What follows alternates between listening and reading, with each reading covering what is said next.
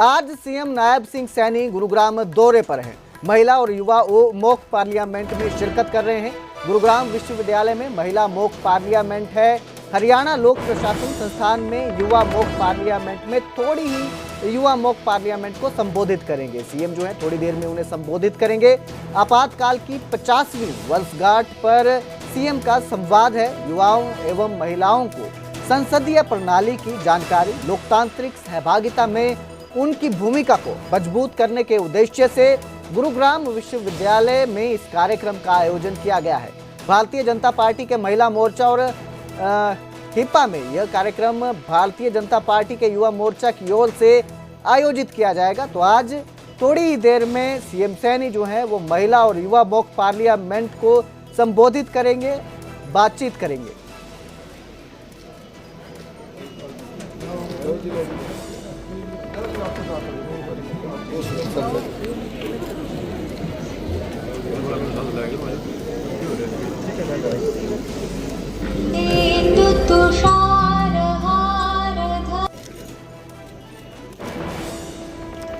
हम इसको याद करते हैं 25 जून 1975 वो काला दिन जब पूरे देश के अंदर अस्थिरता का माहौल खड़ा हो गया था। हम सब जानते हैं, हमारे बुजुर्ग, हम उनसे बातें भी सुनते हैं, क्योंकि जब ये इमरजेंसी लगी मुझे तो सोचती भी नहीं थी, मैं तो बहुत छोटा था, परंतु बुजुर्गों से हम बात सुनते हैं कि इस प्रकार का एक घटनाक्रम हुआ कि देश के अंदर ना तो कोई अस्थिरता थी, देश के अंदर ना कोई प्राकृतिक आपदाई थी, देश के अंदर ना कोई भूचाल आया था।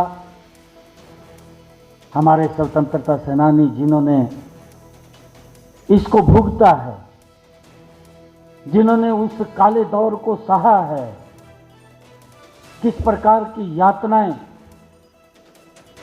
उस समय के अंदर दी गई, और वो क्यों दी गई कि अपनी स्वार्थ पूर्ति के लिए, अपनी संकुचित मानसिकता के लिए,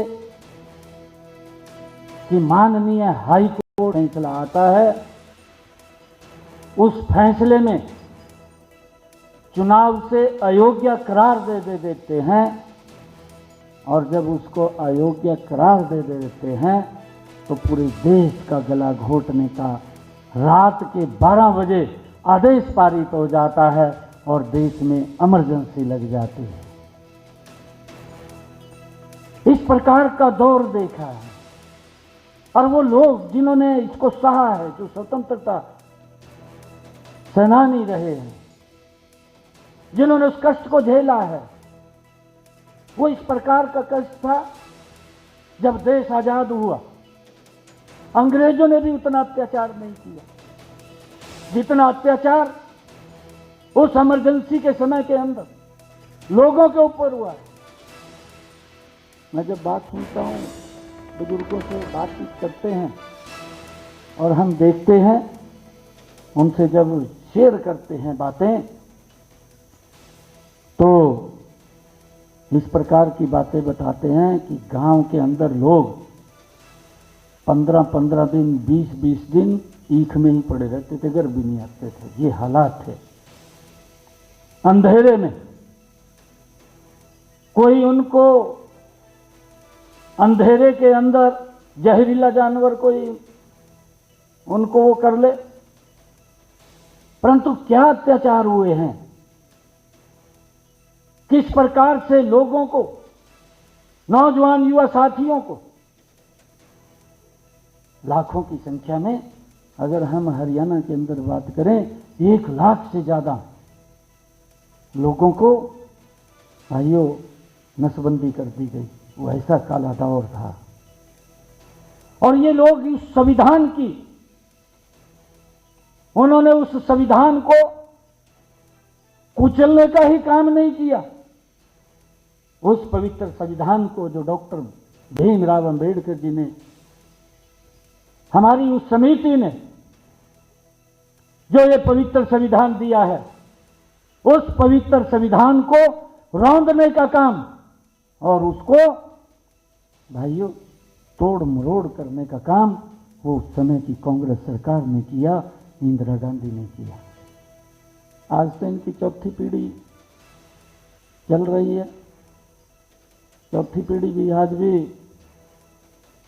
अगर इलेक्शन आ जाता है तो उनका चौथी पीढ़ी का युवराज वो उस पवित्र संविधान की बुक को उठा करके इस प्रकार का दुष्प्रचार करता है कि अगर मोदी जी प्रधानमंत्री बन गए तो संविधान खत्म हो जाएगा।